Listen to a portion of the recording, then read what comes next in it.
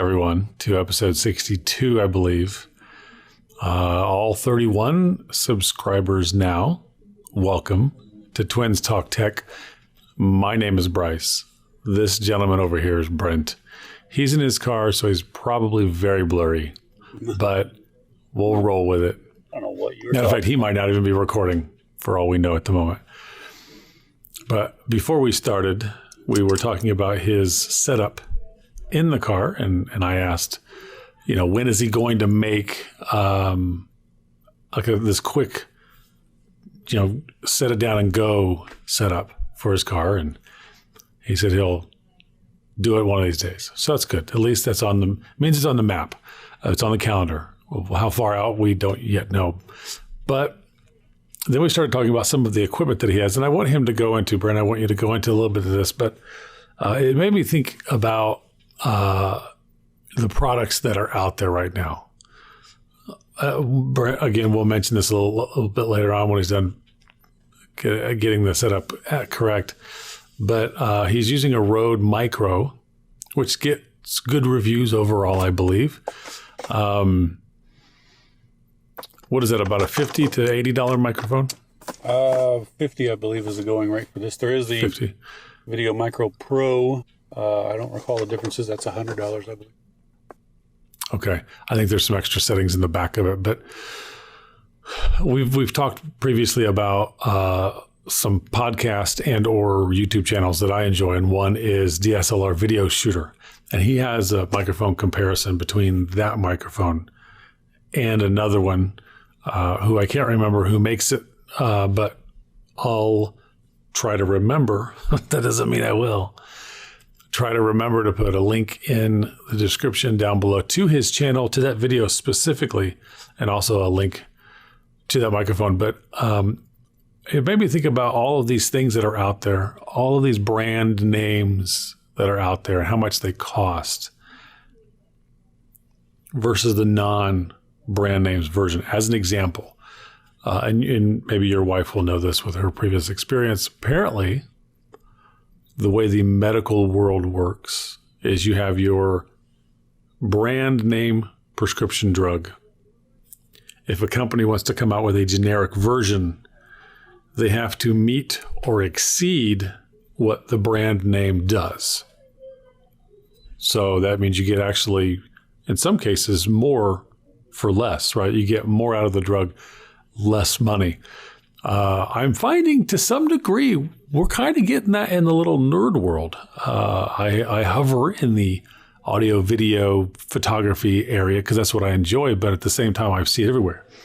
Here's one as an example. Yes, it's pink or salmon, depending on where you're from. It's a light. It's an LED light. I referenced, again, DSLR Video Shooter. He just posted last week, I think it was, regarding this light. And so I bought it. $20. You just touch the top and it turns on. You touch and hold and it gets brighter. You touch and hold, it gets darker. And you can tap through the different colors, more towards the blue spectrum, more towards the red or orange spectrum, a yellow, orange. Then, of course, you have SOS. Just a quick aside. Why does every LED flashlight / light situation feel it necessity to have an SOS mode? I'm baffled. I don't want it. It's an annoyance. It's a pain in the rear end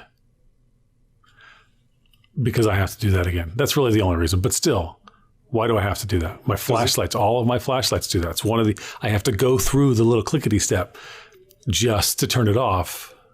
And I'm like, is there a law that says every LED flashlight has to have a little SOS mode? Because the standard halogen or whatever those bulbs are in old-fashioned type flashlights, they don't have an SOS mode. Here's your SOS mode. You got to turn it on and off quickly. Anywho, the point is $20. Does it have a mounting point? Yes, it comes with a magnetic clip that you can then put on things. The one I bought is a magnetic clip to you clip it under a cabinet or something. But the point is, although the CLI, I think is what it's called, CRI, color light index, color reflective, and something like that. The quality of the color is what the point. It's in the mid to high 80s. Obviously, for video lights or photography, you're going to want something that's close to 100. But for $20, 30 LEDs, I guess it's 15 and 15, the two different colors. That's stinking good in the high 80s. And so with color grading, and I'm shooting fairly flat with the Mevo, which gives me more options than shooting with something's kind of already locked in. So I can work with it. I can play with it a little bit. Again, point is $20. This, were it dedicated to the photography industry by a name brand, you're probably talking $50 to $100. The little Aputure light that I used to have I got my old bag of tricks here next to me. Yes, here it is. This little guy. It's the Aputure M9. And I do absolutely love it. I don't know if the batteries are dead or not, but it still works. It's a fantastic light. It gives off good light, and the color index is actually quite high. But I looked right into it. I believe it's between $50 and $75. And there's already a knockoff on Amazon for 20 or less, something like that. And it's probably just as good. Again, the color index might not be as high, and maybe that's what you're paying for is the quality of LED, the light coming out of it. But for your average weirdo like us, you don't need that. So anyways, that was just kind of my podcast rant. I seem to have at least one per podcast. We were going to talk about, just in case someone says, hey, you said the next one was going to be about this. Well, now we're too deep. We said it was going to be about the boroscope or the octoscope or whatever it's called. The little tiny camera that can be fished into a wall or down an engine. I think it was last week I forgot it. Or I should say last episode. Let's be more accurate. Last episode, I forgot it. This episode, I can't find it. And you forgot yours. So we will get to it eventually because I do want to talk about it. It's pretty neat and how I used it at my house. So don't fret. We will get there one day.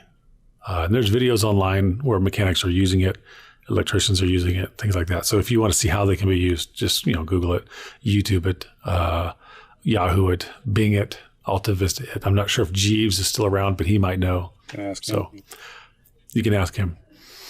But anyways, this guy here, right? This is the Blue Yeti. Amazon makes a similar situation. Again, it doesn't get as good reviews, but this doesn't really, by people who actually like microphones, this really doesn't get that many good reviews. There are a lot of things that are not good about it, but because of the price is where it is, there's, you got to balance it out. So anyways, I don't think we're living in an era where the name brands might start, dissipating, or they might just start reselling their stuff. We're sure we're still going to sell it as a name brand to this group because they'll pay for it. But we're also going to sell it to these guys with these little knockoff name brands so that we can still make some money, even for those cheap people. Costco, right? You buy Costco booze. Sometimes, not always, but sometimes it's actually made by a legit maker and you're getting some legit booze. Sometimes you're getting crap. And I have bought the crap before. It's gross, but that's a whole different topic. So there's my rant. You see you're fiddling your thumbs over there, falling asleep behind your glasses. What's going on with your setup over there that you currently have? What can you improve upon? Is there good name brand quality stuff that would help? Or do you need to revamp the whole thing? Or you think if you're going to have a run and gun in the car setup, what can make it better and easier for you? Well, right now I have a generic tripod that I've had for years and years. I think our grandmother even gave this to me. They had it sitting in a closet, and they didn't ever use it. So she's like, "You want this?" And I was like, "Well, sure." And I don't think we had a camera at the time, maybe an old Canon camcorder. Anyway, so that's what we're using, I'm using right there. Same Canon T6i on top of it. Of course, the microphone is not all that awesome in the Canons. So down here, you all can't see it, it's out of screen, but I've got an iPad Mini 2 acting as a recorder with the Rode Video Micro that you talked about plugged into it, using Ferrite, pardon me, to record into. That's the program. I guess I could use, pardon me, just voice memos. I don't know that Ferrite does anything to make the audio sound better, but, you know, I've had Ferrite just to play with it. I was hoping I could use Ferrite to edit the audio. My goodness, all this talking, you know. You can't. I mean, you can, but you can't do what I want to do, which is generally remove background noise or something like that. It doesn't have that. They did change it so that you can do that technically, but it's awful. Let's put it that way. When I first bought it, it did not have that ability. They've added that ability, I think, with the 2.0 release or something. And it's only automated. You can only do it, let it do itself. It tries to figure it out, and it doesn't do a good job. It removes way too much, and I don't sound great to begin with. Boy, it's almost unlistenable.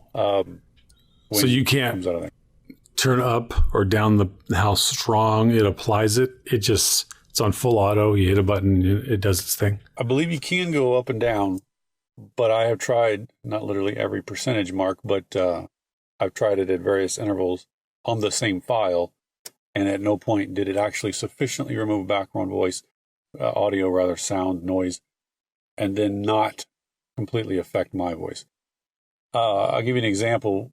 Like in Audacity, it's a free program, audio editing program, that you can just simply go up, you select just a sample of just that tone, that range of tone, whatever.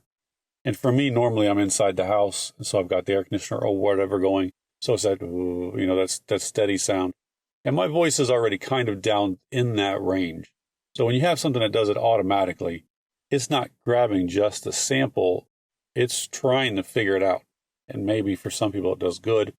For me, it doesn't. It removes some of that tone from my voice, so I just sound different and not pleasing to me. Whether it would be to others, I don't know. But whereas on Audacity, because I can make that little sample, I saw that, it does a well enough job. Plus, there are other tools in there that if it does take it out, I can add a little bit back. Whether I need to bump up I don't want to say treble, I guess it is considered treble in there, or adjust the bass so it sounds more accurate, whatever. Anyway, so that's the program I'm using there. I like it for recording because it's very simple. I can see the meter, just a circle meter. I just tap in the center of it and it's recording. Easy for me to not mess up, and I have messed up something as simple as pressing record before. I have a single suction mount to the window. I have a dual suction mount. Nope, it actually has three. Because at one point what I wanted to do was only have the suction mount when I'm in the car, have a bar, which I may have down here. I dig for it. Currently touching everything except the bar. Here we go. This guy. So I could attach that to I was going to do it like that. And then hang a camera and then a phone, because the phone is how Bryce and I FaceTime. I was looking for that. Hey, there it is right there. Anyway, this is how it would actually sit, because your cold shoes go up here on top. But the tripod, the suction cups didn't stay mounted. So right now I'm using a single tripod suction cup mount. And it is sufficiently holding the phone that Bryce and I are, yes, FaceTiming with. Is the single suction cup bigger than the three? Nope, I think it's about the same size. The three will hold the camera. The one is the same size. Say again? Yeah, it's about, I'd call it 3 inches diameter as a guess, the suction cup sizes. And the one that I have that has the 3 points, the 3 suction cups, each suction cup is about the same size as this one. I was looking online when I first got this, and it said it would hold, I want to say it said 8 pounds. Maybe it was just 5. Whatever it said was far heavier than what the camera is, but it wouldn't hold even just the camera by itself. The 3 suction cups does hold the camera and the phone. It's just really a pain in the tail to get over there and get everything set up. And then if I have to adjust something, then I have to worry about pulling it off. It turned out to be more of a pain in the tail than I was hoping it would be. So I don't use that anymore. I don't even think I have it in my bag. That's not because I intentionally took it out. I just took it out and forgot to put it back in. But I do have this single suction cup, and that prevents me from having to get that bar wherever I just showed, and get it on the tripod. The downside of that is it raises everything up, and then I end up in my A-pillar and all this kind of stuff. And again, I do need to have, because I'm using the 1855 lens at 18, and getting this, you can't see fully because Bryce crops in to get the half and half video, but or side by side. But I can't go back any further. And I really can't go back in the window any farther either. I definitely can't go up anymore. So that's the situation. I took a picture. If I remember, I'll try to put it in here, of what this current setup looks like. Not impressive at all, but it certainly works. And there's nothing really name brand. I don't have a clue what the name of this tripod is. I don't have any idea what the name of this suction cup is. I'm using a Canon camera and an iPhone. The goal, I guess, I don't have the battery for the camera in the camera. So I'm using a battery pack with this. We've talked about this in a past episode. So I'm using that to power the Canon camera right there. I was very careful to not unplug it and then stop the recording. So that's currently my setup. My goal, normally I FaceTime Bryce with my iPad Pro, gigantic 12.9 guy. My goal is to only carry the phone and the whatever I just talked about, the iPad Pro. I could technically use this, a smaller iPad. I also have my son's old iPhone 6. Use one of those things to FaceTime you and use the camera on the back of the 10R, which is the phone that I'm using, to do the recording. Because then I have 2 small devices, probably easily handleable by this single suction cup. And then I could use the old watch to look at, view, okay, make sure everything's lined up. The autofocus in the camera tends to do a pretty good job. So I did that a few times in the past, back when I had the Nexus 5X. I don't have that phone anymore, but that worked out pretty well. What would that look for? You said the autofocus in your camera seems to do a good job. The camera on the iPhone is what I meant to say. Yeah, that clarification is very important because the autofocus on your Canon is crap. Well, that's not true. So says all of our old videos of you in the car. Probably more user error than anything else. I didn't have the settings correct. Today, I think they're correct. We will find out at some point whether they are in fact correct. The box is around my face. I can at least confirm that when I move, it moves with me. So hopefully it has enough sense to focus on. I think you've said that in the past, though, too. We'll see. I have said that and was wrong. You are correct. However, I know. That's why we're only at 31. It's all on me, guys. I apologize. But we're not advertising. We need to advertise. I don't want to advertise. I'm not. But either way, so I like the camera and the 10R for that purpose, as well as it's small, light, easy. The battery lasts real well.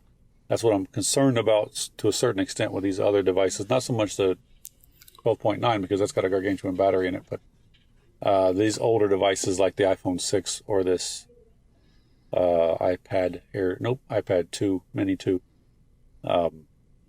it's good enough to record audio, but if I did a FaceTime on it, how much battery would it use? I don't know. It's already used 10% of its battery recording 20 minutes worth of audio. So, wow. How strong is that battery backup?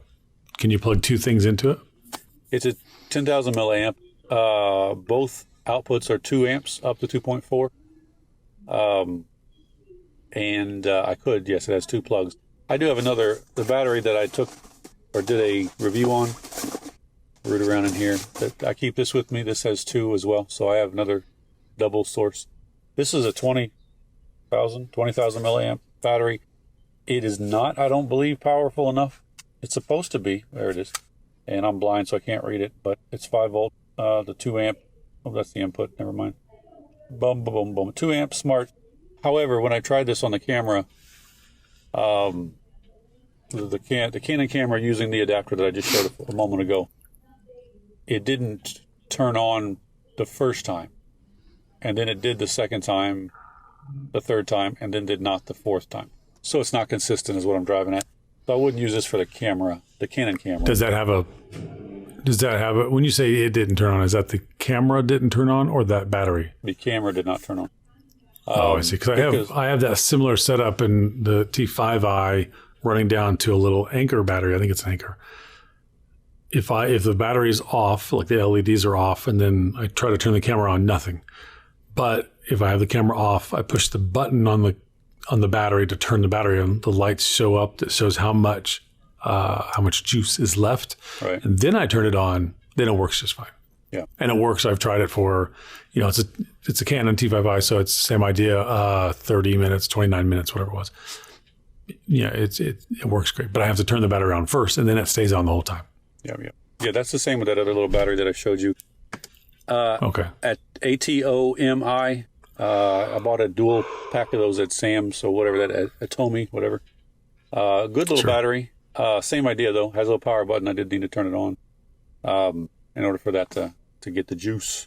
But anyway, so that's what I want. I have a better tripod at home, but that little piece that I had couldn't find and then found on that bar goes to that tripod. Otherwise, I would have had it here. It is a more stable tripod, a little thicker. Something. Is there's something Sunpack? Sunpack. There we go. I bought it at Best Buy. Not very expensive. Pretty good little tripod. The other one, but that's the one I typically have with me again because it's easier to, if I need to turn something up or down or sideways. This one I can. It's got the little bar that has a handle. I can do that. But the other one's better. It's got the trigger with the squeeze on it. I like that. Oh, yeah. But anyway, that's what I'm rolling with here. Pretty simple. I like this microphone. One thing I tried, I'm going to show this on the camera so it'll get noisy. Apologize if it falls. I apologize. You don't have to apologize. So this I'm sorry, everyone. Yeah, that's what the back of that looks like. Just in case. But you see the size of this cable. I just dropped it. See the size of this cable. Come on, people. That little elastic right there serves no purpose to me. Because all it's going to do is pull that back like that, or pull this off of something. I put an extension on that, and I'm going to put this down, stop talking, because it's going to clickety-clack. Okay, it didn't fall. It introduced a buzz to the audio.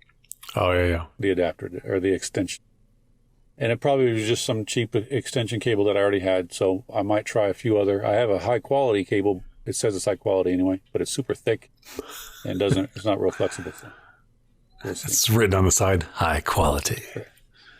Anyway, so that's a long-winded route through my current in-car setup. I don't normally bring to the recording all of this sweat that is profusely pouring out of me. That is because it's 90 degrees outside and I'm in an enclosed car without the air conditioning on. So I don't know how much I'm glistening right now, but you're welcome if it's coming through. Yeah, you're shining quite a bit. A little toasty. It's glorious. Yeah.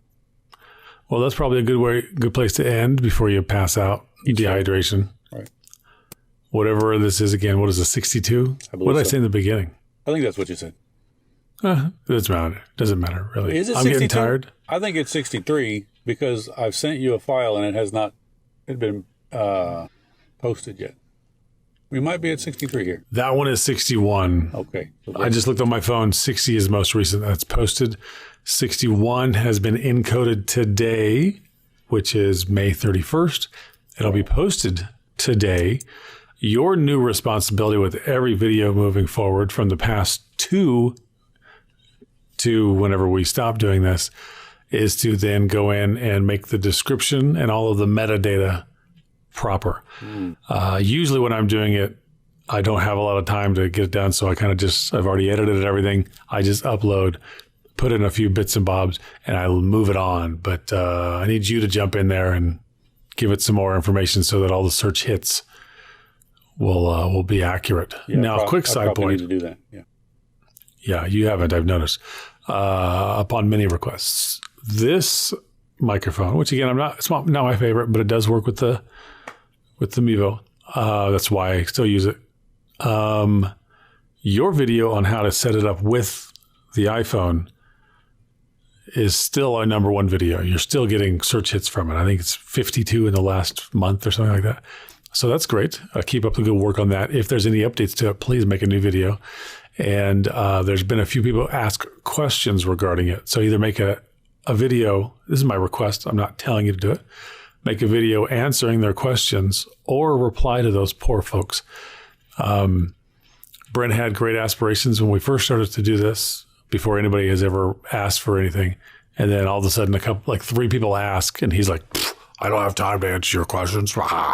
So that is not at all how I sound. That's it. I did do that gesture, but I do not sound at all like that. It was pretty similar. It might have been garbled because of the internet, and so therefore it sounded more monsterish. But anyways, if we're going to be presenting a how-to, it would be good to answer some questions. I do agree we don't need to get carried away. We're not a help desk, but I think some basics. Now, your video actually is fairly basic. What's funny is the question that was asked most recently via a very questionable YouTube channel name. I have not answered that question, by the way. I believe your video actually answers the question. So it could be someone who's just skipping through and not actually watching the whole thing. And it's not long. The video touches on it, but some of the comment or it replies to a previous question also answers the question. Yeah, I'm not going to go back and read all in our case it's 3, but still, if that's where the answer is, I'm not going to see it because that's apparently what you got to do. You can make it a sticky or whatever it's called. Put it at the top, pin it to the top. Yeah, that's what I might do. I might pin it to the top. Yeah. There you go. All right. Well, we're going to run out of time if we keep rambling on about this nothingness. So thanks for watching. I would say thanks for staying to the end, but it's clear by the analytics that you're not. We're the only ones here right now. I'm sweating for nobody, just for Bryce. For me, I am not a nobody. I'm a somebody. That's true. I apologize. And if it's even just to me, which I'm fine with. Thanks for watching. We will talk to you guys we'll talk to each other and you guys will watch next time. Ciao. Take care.